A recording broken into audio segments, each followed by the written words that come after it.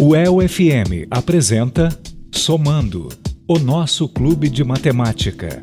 Produção e apresentação, Ronan Botelho.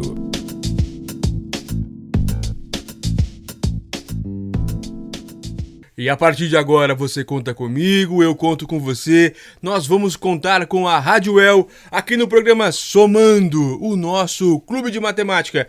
E nós vamos hoje fazermos juntos um programa essencial, porque é o programa principal aqui do Somando, eu tenho certeza, porque é sobre a importância de estudarmos matemática.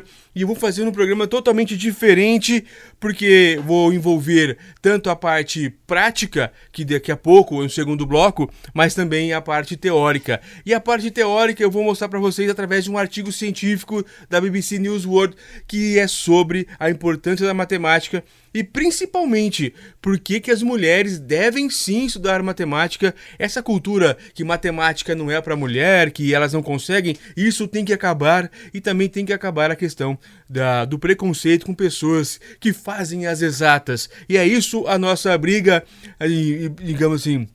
Briga não, claro, a nossa grande discussão aqui, melhor dizendo, sobre as disciplinas das exatas e também as mulheres na matemática. É isso, vamos ler aqui então. E dando sequência ao Somando aqui pela EL-FM, por que você deve parar de acreditar que não nasceu para matemática? É da BBC News Brasil essa matéria, eu adoro esse pessoal de tecnologia, ciências. Sobre matemática, eles são essenciais até, não é nem primordiais, necessários, é essenciais para a vida. Porque a matemática é a linguagem do universo conosco, já falei a vocês. Então, exatamente essa é a conversa aqui, olha só. Por que você deve parar de acreditar que não nasceu para matemática? Pare de fazer isso se você faz. E para você que já gosta de matemática, ouça. E passe adiante essa ideia da Paula Adamo e Doeta, lá da BBC News Brasil, porque é essencial para nós, para a vida, termos noção que a matemática é simplesmente essencial, necessária, precisa. Em 2013, 3 pesquisadores italianos acompanharam 120 meninas de 6 anos que cursavam a primeira série. Eles perceberam que as meninas que acreditavam que a matemática não era para mulheres tinham um desempenho pior na disciplina que os demais alunos participantes da pesquisa. Alguns anos antes, em 2007, um estudo feito pelos Estados Unidos com 373 alunos de ambos os sexos, diversas etnias, da 7ª série apontou que os estudantes que acreditavam que ter uma certa quantidade de inteligência sem poder mudar nada a respeito disso não se destacavam em matemática. Ao contrário, dos estudantes que entendiam que a própria inteligência era maleável. Esses são alguns dos estudos que, na última década, tentaram derrubar a ideia de que nascemos, ou não, com afinidade para a matemática. Olha só, esse texto é fenomenal. Continuando a leitura. Em vez disso, esse cérebro matemático parece ser um grande parte construído ou atrofiado pelas nossas ideias e a respeito de nossas próprias habilidades, pelo nosso esforço e, não menos importante, pela forma como a matemática nos é ensinada em sala de aula. Agora uma citação, abre aspas. Há algumas razões pelas quais acreditamos que somos ruins em matemática, e a primeira é a ideia equivocada de que ou você nasce com o cérebro matemático ou não terá essa aptidão, diz a BBC News Brasil, Jo Boaler, autora e pesquisadora do ensino da matemática pela Universidade de Stanford, nos Estados Unidos. Ela continua. Muita gente acredita nisso. Na primeira vez em que enfrenta alguma dificuldade, passa a pensar, bem, então não tenho um cérebro matemático, e consolida uma visão negativa de si e a partir daí. Outra razão, opina Boaler, é que a matemática muitas vezes é ensinada de um modo incrivelmente chato, como se fosse uma matéria sem sentido, o que afasta as pessoas. A combinação disso, percepções pessoais e modelo de ensino, trouxe muitos danos. Boaler aborda o tema no livro Mente Sem Limites e participa nesta semana de São Paulo no segundo seminário de mentalidades matemáticas, que também discute avanços neurocientíficos sustentando a ideia de que a disciplina é mais acessível do que se costuma pensar. Para entendermos, a matéria foi divulgada em 2019, mas alguns pontos aqui estão fora de conexão com 2023, mas ela é inteira essencial. a mensagem dela é essencial aqui para todas as pessoas aqui da Rádio Well. Valorizar os erros e desestimular a rapidez. A pesquisadora defende que a matemática faz mais sentido se for ensinada de forma visual, com desenhos, cubos, barbantes, com trabalhos em equipe que sejam criados e colaborativos e exaltando, em vez de condenando os erros cometidos durante o aprendizado. Boller afirma que em muitas aulas de matemática tradicionais valorizam em excesso a rapidez com que os alunos resolvem os exercícios, o que desestimula os que não conseguem acompanhar o ritmo. Abre aspas. Muitas crianças que poderiam ter um ótimo futuro na matemática acabam desistindo por achar que não são rápidas o bastante, quando na verdade os próprios matemáticos são lentos e flexíveis quanto a matemática de Boller. Outra descoberta libertadora da neurociência é que o nosso cérebro cresce mais quando estamos nos esforçando e cometendo erros, embora a sensação durante esse processo seja ruim. Boller e sua equipe aplicam essa estratégia de ensino em um grupo de 84 alunos de 11 a 13 anos na Califórnia, em 2017, numa etapa equivalente ao ensino fundamental do segundo ano brasileiro. Os jovens participam de 18 aulas no projeto Euclid, aprendendo matemática de um modo mais colaborativo. O resultado diz a Universidade de Stanford, e que nesse período eles aumentaram seus conhecimentos matemáticos na equivalente de 2,4 anos de ensino escolar.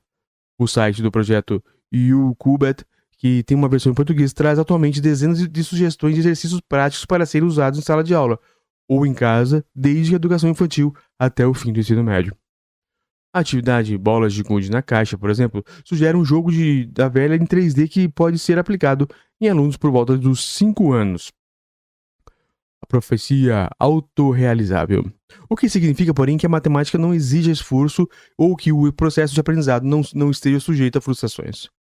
Os especialistas como o Boller têm defendido que, no ambiente escolar, a percepção de que não nasci para a matemática acaba se convertendo em uma espécie de profecia autorrealizável. E é verdade, viu, fazendo aqui um parênteses, tudo que você deseja e começa a falar muito para a sua mente subconsciente, isso acontece. E inclusive isso de dizer que matemática, os números, os cálculos, a lógica em si, ela é improvável para você. Jamais diga isso. Voltando à leitura. Abre aspas aqui uma citação. A verdade é que você provavelmente é uma pessoa com afinidade à matemática. E ao pensar o contrário, está tolhendo sua própria carreira futura, escreveram dois acadêmicos, Milo Kimball, da Universidade de Michigan, e Noah Smith, da Universidade de Stony Brook, em um artigo de 2013 na revista americana The Atlantic. E, abre aspas ainda, e o pior, ao pensar ao contrário, você pode estar ajudando a perpetuar um pernicioso mito que prejudica as crianças menos privilegiadas, o mito da habilidade matemática genética e inato. Matemática é esforço, pessoal, matemática é esforço e não é genética ou aptidão que você nasceu. Claro que umas pessoas ou outras nem pode ter mais afinidade, mas não que as pessoas que não nasceram com essa afinidade não tenham como aprender. Tem sim. Em contrapartida, dizem os autores, as crianças que desde cedo se acostumam a ouvir que levam um jeito para a matemática acabam se esforçando mais e, em consequência, saindo melhor. Olha essa dica. Sempre dizer para a criança que ela está levando jeito e ajudá-la a fazer o esforço em matemática. Boa, isso mesmo. Atrasos brasileiros na matemática. No Brasil, a matemática é considerada calcanhar de Aquiles por muitos estudantes. 8 em cada 10 conclui o ensino fundamental sem adquirir os conhecimentos esperados nessa disciplina, segundo o exame da Prova Brasil em 2017. Não deve ter mudado para 2023 ou 2022. Na mais recente edição do exame internacional, o PISA, que em 2015 testou os conhecimentos de alunos de 15 anos em 70 países, o Brasil ficou em 76º lugar em matemática e 63º em ciências. Em um país com tantas deficiências no ensino, como tirar a matemática do papel de vilã? Para Boller, isso começa pelo professor. Muda sua mensagem, deixando de pensar e evitando que os alunos pensem que somente alguns poucos serão de fato capazes de aprender a disciplina. E, aqui abre uma aspas, como citação, e quando eles mudam sua mensagem e a forma de dar a aula, vê instantaneamente que funciona e que mais alunos estão aprendendo, daí o nosso esforço em mostrar aos professores que todas as crianças têm um potencial ilimitado e mostrar as evidências neurocientíficas disso, argumenta. Ela destaca, ao mesmo tempo, que muitos professores já adotaram estratégias do tipo e são capazes de tornar a matemática sedutora. Recentemente viralizou no Twitter a foto de uma prova de matemática em que o professor corrigiu a aluna quando esta disse que se considerava uma decepção na disciplina. O professor riscou a frase: Então, não se assuste com o meu zero, e trocou por então, me ajude a entender melhor. Claro, muito bem. Então é exatamente isso que a gente precisa. Não se trata de apenas acreditar no próprio potencial, mas entender que fisiologicamente nosso cérebro é maleável o suficiente para aprender e crescer com os erros, ou seja, saber que a inteligência é algo mutável e não predeterminado. E pesquisadores descobriram que essa mensagem é ainda mais crucial em ambientes de pobreza e baixo estímulo. Em 2016, 3 outros acadêmicos de Stanford acompanharam alunos do ensino público do Chile e perceberam que, abre aspas, os de renda mais baixa tinham o dobro de propensão de achar que sua inteligência era fixa e não maleável. Isso, disse o estudo, que era um forte indicativo sobre o desempenho desses estudantes. Mas, mesmo entre os alunos de renda mais baixa, o que entendiam que sua inteligência poderiam crescer pelos próprios esforços, conseguiam alcançar os resultados mais altos dos colegas mais abastados. Abre aspas. Os resultados indicam que o modo de pensar sobre as próprias habilidades matemáticas pode ser um mecanismo pelo qual desvantagens econômicas impactam o desempenho estudantil. Escreveram os autores Carol Dweck e Susana Claro e David Paulnewskill, o nome dele. Abre aspas. Não estamos sugerindo que fatores estruturais, como desigualdade econômica ou disparidade na qualidade das escolas, são menos importantes do que os fatores psicológicos.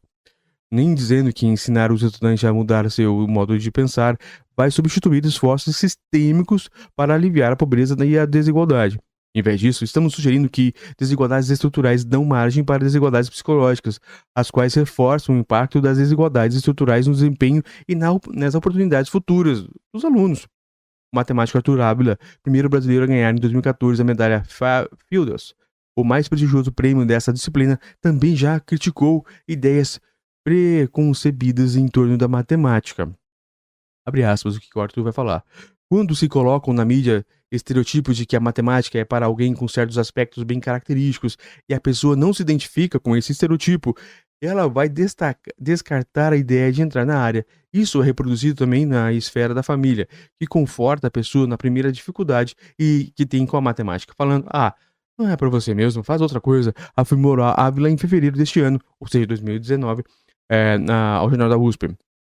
Toda a população deveria ser exposta à matemática com algo que é acessível e importante para todos. Todo mundo com acesso à matemática ganha técnicas para seu trabalho e mesmo em suas relações da sociedade, no papel de cidadão. Estamos expostos a dados a todo momento. Se a pessoa não está preparada para lidar com números, é muito mais facilmente manipulada por pesquisas e gráficos, por exemplo. Nossa senhora, é isso mesmo é exatamente isso que eu defendo. E por onde começar? Como então evitar que esse tipo de mito matemático se perpetue? No ambiente familiar, Joe Bowler sugere que os pais, abre aspas, passem uma mensagem positiva aos filhos, mesmo que você odeie a matemática, seja entusiasta do aprendizado, mesmo que seja fingindo, diz ela. Para crianças pequenas, a ideia é procurar padrões no mundo. Elas estão por toda parte. Jogos também são ótimos, por exemplo, os de dados. Só peço que tomem cuidado com jogos que exijam rapidez, porque se criou uma ideia de que você precisa ser rápido ao resolver questões de matemática. Em vez disso, é mais importante incentivar a criatividade e a flexibilidade. Entender que o cálculo de 12 vezes 4 pode ser feito de diversas formas diferentes. Isso ajudará seus cérebros a criar várias conexões diferentes, afirma ela. A pesquisadora também alerta para as disparidades de gênero que persistem nas ciências exatas e desencorajam muitas meninas a desenvolver suas habilidades matemáticas. Isso que eu bato em todos os programas do Somando. E não tem nada a ver o gênero. Em seu livro, Bowler conta o caso de uma colega professora universitária que, quando estava na graduação, foi chamada para conversar com um professor de matemática. Ela se preparou para receber os elogios por um bom desempenho na matéria, mas em vez disso ouviu uma bronca do professor. Ele deduziu que ela havia colado nas provas ou simplesmente memorizado tudo. Nossa, que situação horrível. É um dia eu li isso aqui. Abre aspas. Essa professora me conta que mesmo hoje, como acadêmica, houve colegas falando a estudantes mulheres, não se preocupe, você não precisa ir bem em matemática. Não há expectativa de que elas possam ir bem. E o que a mensagem terrível de que as exatas não são para elas. Ao contrário, são sim.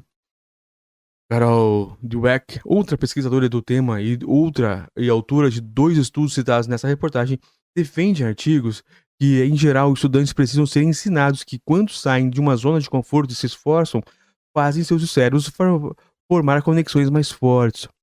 Disso nasce um círculo virtuoso. Esses estudantes passam a acreditar que seu esforço é recompensado, criam objetivos mais ambiciosos para si mesmos e têm menos predisposição a atribuir fracassos a coisas que não podem controlar, a pensar, por exemplo, que foram mal porque a prova era injusta. Abre aspas. Passamos a eles a mensagem de que tudo é difícil antes de se tornar fácil, dizem Dweck e seus colegas em um dos seus estudos. Essa foi uma mensagem sobre matemática das mais valiosas que eu já li, uma das mais lindas também, simplesmente sensacional. Espero que a todos aqui da UEL FM tenham ouvido com muita atenção, e quem quiser ouvir de novo é só entrar no site da UEL FM ou no nosso canal no Domingo lá no YouTube, ou somando também no YouTube, não sei, tanto faz, e rever de novo essa matéria porque realmente ela é sensacional.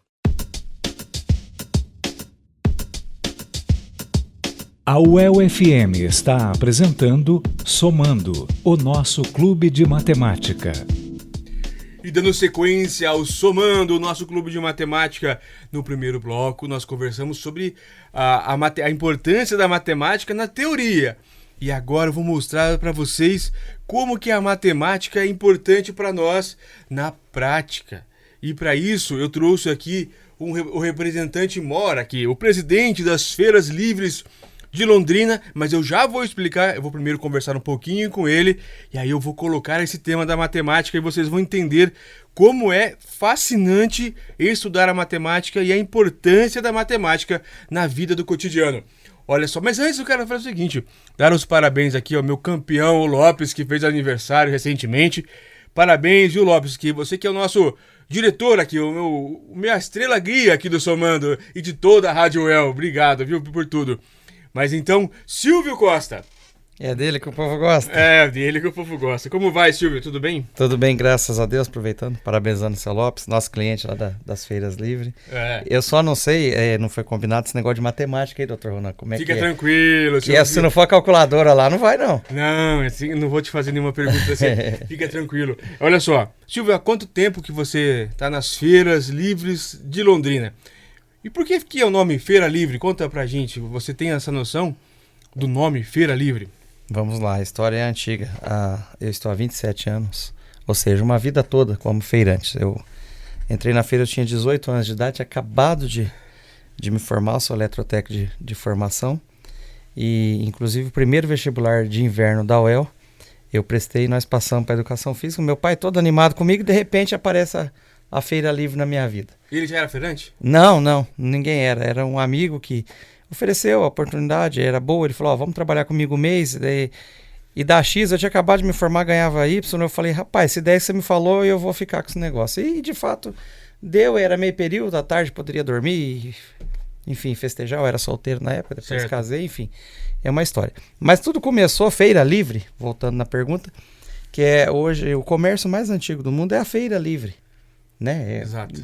Não é a Feira Livre, era outro nome, mas é aquela moeda de troca. A pessoa tinha lá uns cereais, trocava lá por... Olha a matemática isso. Pepino, olha já a matemática. Fica vendo. E assim foi indo. A pessoa tinha ouro e assim veio. E trocava lá por pratos, especiarias, desde quando da colonização do Brasil. Então, isso é a Feira Livre. E hoje não muda muito, não. A feira é aquela área cultural. Para quem conhece as feiras e gosta de Feira Livre, como eu, vou viajar às vezes pro Nordeste, eu chego lá, ao invés de eu ir pra praia, eu vou pras feiras, pra conhecer a cultura, é tudo de bom, feira é pra trazer quem também, gosta. Pra trazer as novidades aqui para Londrina. Exato, com certeza. Quantas feiras nós temos em Londrina e quais são os estilos de feira? Eu sei que tem a Feira da Lua. Sim. E tem a Feira Livre, que é as feiras, as madrugadeiras, digamos assim. Nós temos 5 modalidades de feiras em Londrina. Certo. Temos as feiras tradicionais, que são as livres, temos as feiras da Lua, que são aquelas que vai lá das 18 às 22. As feiras livres é aquela da madrugada, das 4 da manhã até às 13 horas. Vocês acordam... Bate o papo. Vocês acordam que horas para estar lá às 4 da manhã? Então vamos lá. O Ceasa mudou o horário recentemente, há 1 ano e meio atrás. Ele abre às 2 horas da manhã. Então um pouco da vida do feirante da Feira Livre. Isso. Ele tem que acordar meia-noite, 1h da manhã, porque eles são caprichosos. Acordar meia-noite? Como eles acorda meia-noite, a hora que todo mundo dorme? Eles são zelosos, eles querem ficar numa fila para pegar o melhor produto, porque quando abre às 2h não tem jeito, o pessoal tem que sair lá até às 3h30, no máximo já tem que estar lá na feira 4h e começar a montar a barraca. Então eles têm que ir lá fazer aquela compra rápida, deixar encomendado, mas eles gostam de ver a mercadoria. Guarda uma caixa de tomate. Não, eles gostam aquele carinho. Não é que nem talvez nos grandes centros aí, quero 100 caixas de pepino, 100 caixas de tomate, mas do jeito que vir vai batata. Não, eles gostam de escolher, selecionar. Por isso que a Feira Livre é a qualidade inigualável. Eles prezam por isso. Quando muitos não são produtores, que é a mesma coisa. Eles acordam de madrugada lá, dá para 5, 6 horas da manhã e colhe aquelas hortaliças. Isso já tá montada a barraca na feira, porque não dá tempo de fazer as duas coisas. E deixo lá os filhos, as esposas, e vão lá colher e chegam verduras, principalmente hortaliças, fresquinha. É só a Feira Livre que tem isso. Isso é o diferencial nosso. Mas voltando nas modalidades, doutor. Isso, desculpa. A Feira Livre é referência no setor, tá tendo os outdoors espalhados pela cidade, propagando as feiras livres. Pelo seguinte, temos lá as feiras gastronômicas, aquelas feiras comunitárias que virou uma febre na cidade. Hoje são mais de 30 feiras e até 2 anos atrás não tínhamos nenhuma. Foi pós-pandemia, que o pessoal começou a procurar o Silvio Costa, como que a gente faz, porque a feira noturna já não comporta mais pessoas, as feiras livres já estão saturadas, a cidade cresceu. O que nós fizemos? Vamos fazer a feirinha comunitária. Então as feiras comunitárias, associações de bairros, inclusive ali na Somar vai começar uma agora em dezembro, no Aterro, tem a feirinha da Concha, tem a feirinha aqui do Jardim Bandeirantes, tem a feirinha do Antares, todas que estão começando estão um sucesso, porque elas são as coordenações, as presidências ali de cada associação que coordena as feiras livres. Elas disponibilizam sanitário químico, disponibilizam lá toda a estrutura elétrica, aí cada um depende o tanto de expositores, dividem lá as despesas e está funcionando bem. Quero parabenizar aqui a Dona Yara, por exemplo, presidente da Associação do Centro da Concha. Uma feirinha que está top, eu convido a todos a conhecerem aquela feira, assim como todas as outras. Temos a Feira do Feito à Mão, que é uma outra modalidade, fica no calçadão a partir de quinta a domingo. E aí seria mais as pessoas que fazem artesanato. Isso, então é isso, Londrina é isso, e cada feirinha dessa que eu falei tem a sua peculiaridade, tem o seu charme diferenciado, tem seu público diferenciado. A Feira Livre é no geral, a da Lu é uma feira mais assim, para um happy hour, uma feira mais gastronômica. Tem as feiras comunitárias que mescla tudo, tem as feiras do Feito à Mão, que é aquela feira do artesanato, enfim, é isso. Olha que sensacional, e olha como os números são excepcionais para as feiras.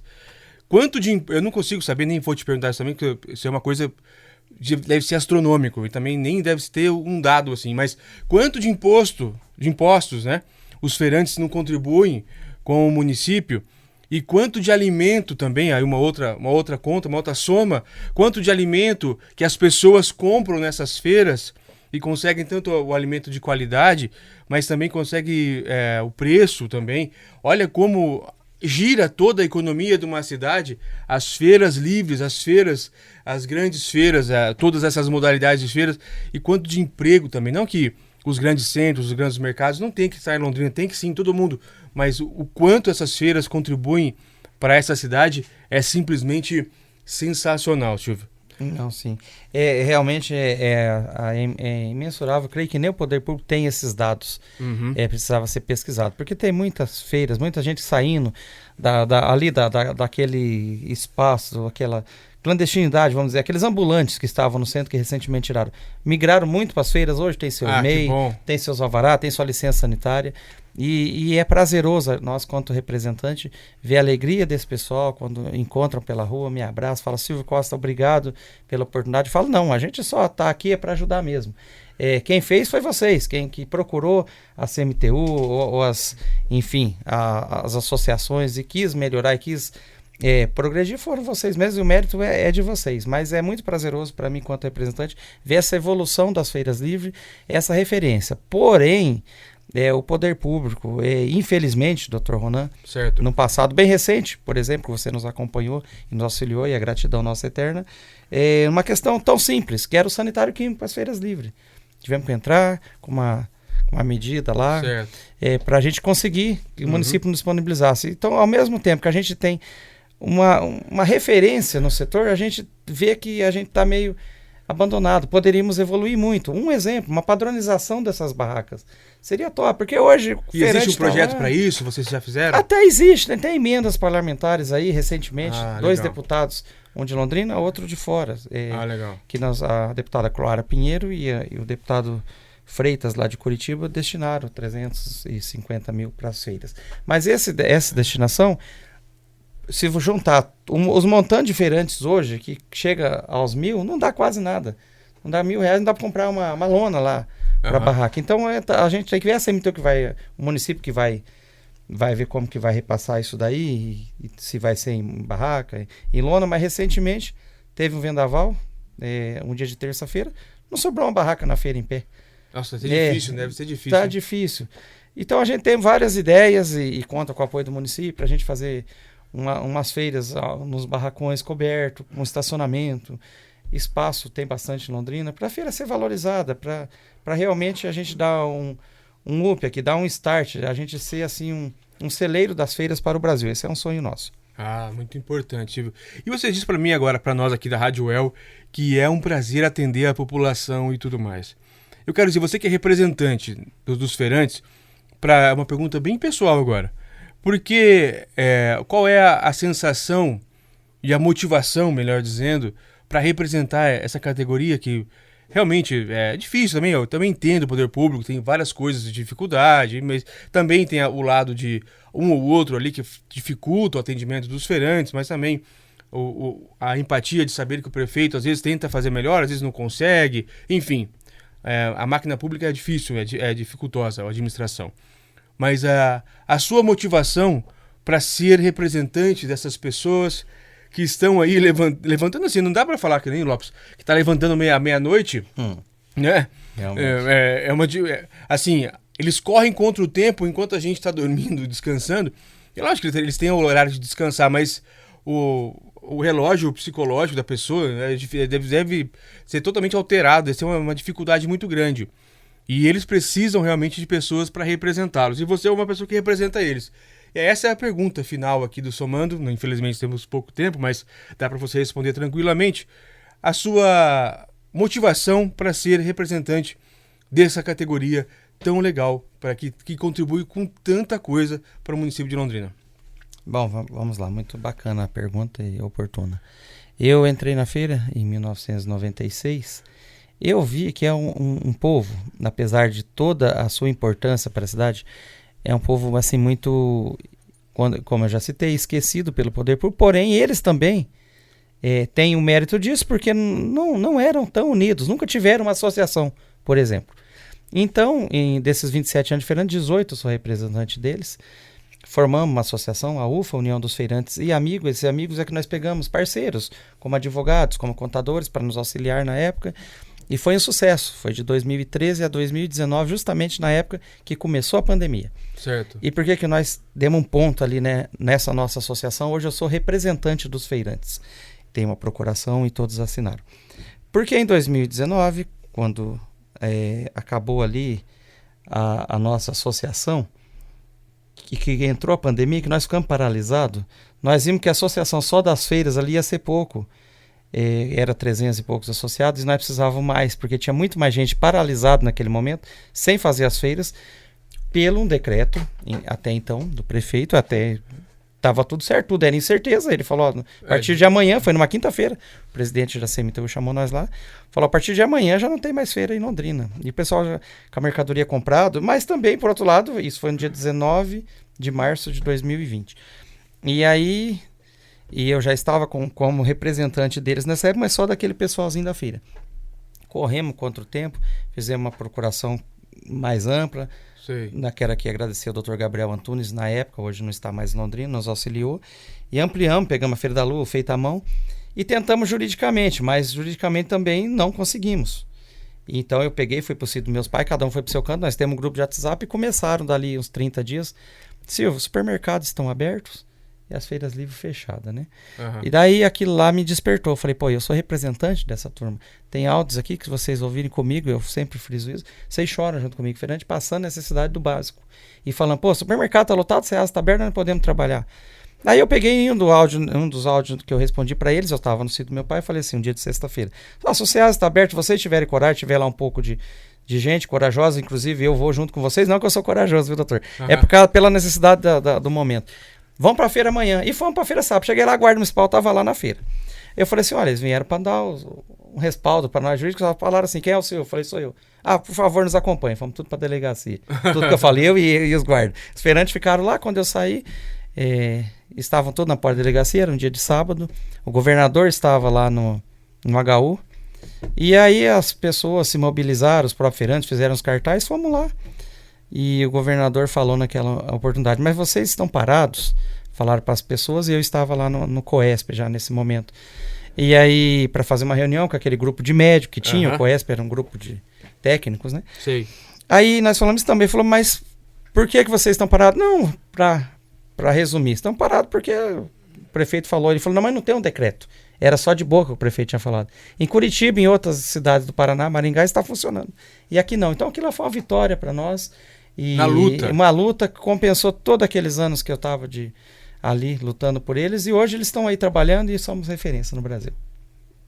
Parabéns pela coragem. Vou mostrar para vocês que os números, porque a contribuição que essas feiras trazem para Londrina é sensacional, Silvio. É sensacional mesmo, tanto na parte de pessoas de turismo, que vem gente de fora e encontra as feiras, acham muito sensacionais, como as pessoas aqui.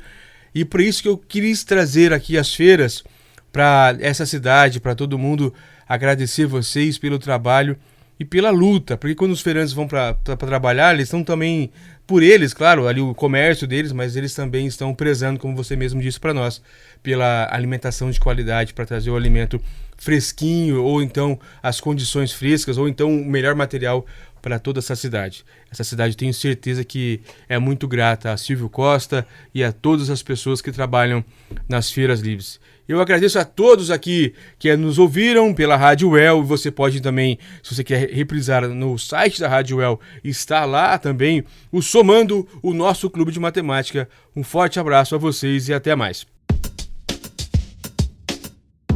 O UEL FM apresentou Somando, o nosso clube de matemática. Produção e apresentação Ronan Botelho.